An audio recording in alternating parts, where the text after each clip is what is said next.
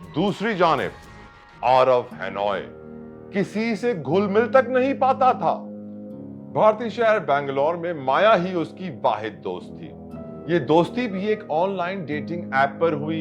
ये लड़का इंट्रोवर्ट था, अपने में ही मगन रहता था, तन्हा ही वक्त गुजारता।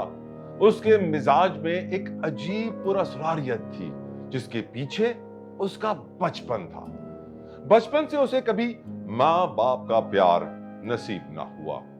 कम उम्र में ही उसके माँ बाप की तलाक हो गई थी।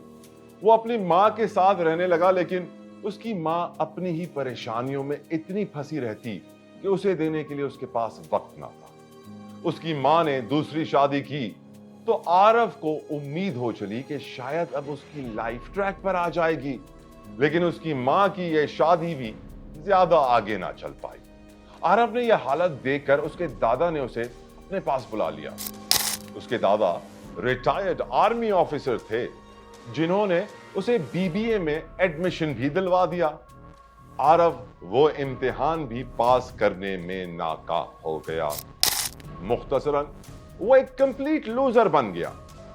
इसके बरक्स माया ने बहुत कम उम्री में ही बहुत सारी कामयाबियां समेट ली थी। इसके बावजूद कि माया का बचपन भी कोई खासा आलीशान न था, माया के भी वालिदैन नहीं थे।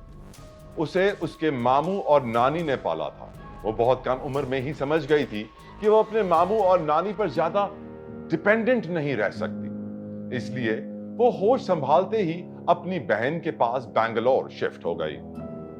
बेंगलोर को भारत का मुआशी हब तस्वुर किया जाता है। ये भारत के बाकी शहरों से बहुत ज्यादा एडवांस्ड शहर है। यहाँ अपने करियर बनाने का ख्वाब लिए इतनी बड़ी तादाद में नौजवान भारत भर से आते हैं कि अब यहाँ मकामी लोगों से ज्यादा गैर मकामी आबादी मौजूद है। माया भी यही सपना लिए बेंगलोर आई और उसने बहुत ही कम वक्त में बहुत कुछ हासिल कर लिया।